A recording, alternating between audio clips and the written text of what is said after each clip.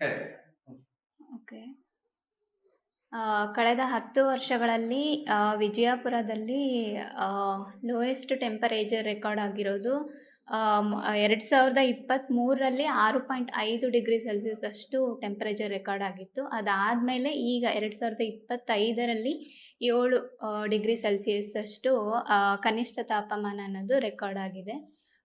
ಈ ಕನಿಷ್ಠ ತಾಪಮಾನ ಆಗ್ತಾ ಇರೋದಕ್ಕೆ ಮೂಲ ಕಾರಣ ಅಂದರೆ ಲಾನಿನಾ ಒಂದು ಈವೆಂಟ್ ಅನ್ನೋದು ಈ ಒಂದು ಲೋಯೆಸ್ಟ್ ಟೆಂಪರೇಚರ್ ರೆಕಾರ್ಡ್ ಆಗೋದಕ್ಕೆ ಕಾರಣ ಆಗ್ತಿದೆ. ಸಾಮಾನ್ಯವಾಗಿ ವಿಜಯಪುರದಲ್ಲಿ 10ರಿಂದ 12 ಡಿಗ್ರಿ ಸೆಲ್ಸಿಯಸ್ ಅಷ್ಟು ಕನಿಷ್ಠ ತಾಪಮಾನ ರೆಕಾರ್ಡ್ ಆಗೋದು ಸಾಮಾನ್ಯ. ಆದರೆ ಈ ಒಂದು 10 ವರ್ಷದಲ್ಲಿ ನೋಡಿಕೊಂಡ್ರೆ 2023 ಆದಮೇಲೆ ಇದೇ ಅತಿ ಲೋಯೆಸ್ಟ್ ಟೆಂಪರೇಚರು 7 ಡಿಗ್ರಿ ಸೆಲ್ಸಿಯಸ್ ಆಗಿರೋದು.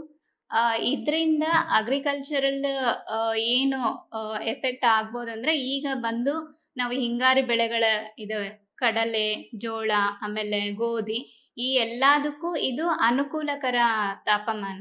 ಅಂದರೆ ಲೋಯೆಸ್ಟ್ ಟೆಂಪರೇಚರ್ ರೆಕಾರ್ಡ್ ಆಗೋದು ಅದು ಈ ಕ್ರಾಪ್ಸಿಗೆಲ್ಲ ಅನುಕೂಲಕರ ಆಗುತ್ತೆ. ಆದರೆ ಕೆಲವೊಂದು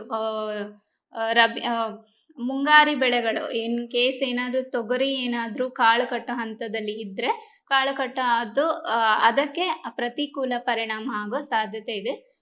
ಹಾಗಾಗಿ ಈ ಒಂದು ತಾಪಮಾನ ಅನ್ನೋದು 5ರಿಂದ 10 ಈಗ ಲಾನಿನಾ ಎಲ್ನಿನಾ ಅನ್ನೋ ಕಂಡೀಷನ್ ಈಗ ಹೆಂಗೆ ನಮಗೆ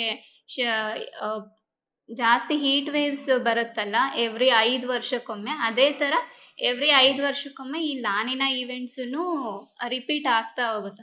ಸೊ ಅದಕ್ಕೆ ನಮಗೆ ಕಂಟಿನ್ಯೂಸ್ ಆಗಿ ಟೆಂಪ್ರೇಚರ್ ಅನ್ನೋದು ಲೋಯೆಸ್ಟ್ ರೆಕಾರ್ಡ್ ಆಗಲ್ಲ. ಈಗ ನೋಡ್ರಿ 2023ರಲ್ಲಿ ರೆಕಾರ್ಡ್ ಆಗಿದೆ, ಈಗ ಮತ್ತೆ 2025. ಹಂಗೆ ಹೀಟ್ ವೇವ್ಸು ಅಷ್ಟೇ, ಆಲ್ಟರ್ನೇಟ್ ಇಯರ್ಸಲ್ಲಿ ಹೀಟ್ ವೇವ್ಸ್ ಅನ್ನೋದು ರೆಕಾರ್ಡ್ ಆಗುತ್ತೆ. ಸೊ ಈ ಎಲ್ಲದಕ್ಕೂ ಮೇನ್ ರೀಸನ್ ಅಂದರೆ ಎಲ್ನಿನಾ ಮತ್ತು ಲಾನಿನಾ ಅನ್ನೋ ಒಂದು ಈವೆಂಟ್ಸ್.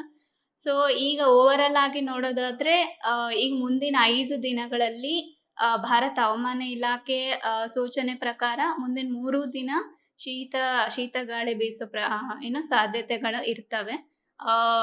ಬೆಳೆಗಳಿಗೆ ಇದು ಅನುಕೂಲಕರ ಆಗಿದೆ. ಆದರೆ ಜನಸಾಮಾನ್ಯರು ಏನು ಕೆಲವೊಂದು ಪ್ರಿಕಾಷನ್ಸ್ ತಗೋಬೇಕು ಅಂತಂದೇಳಿ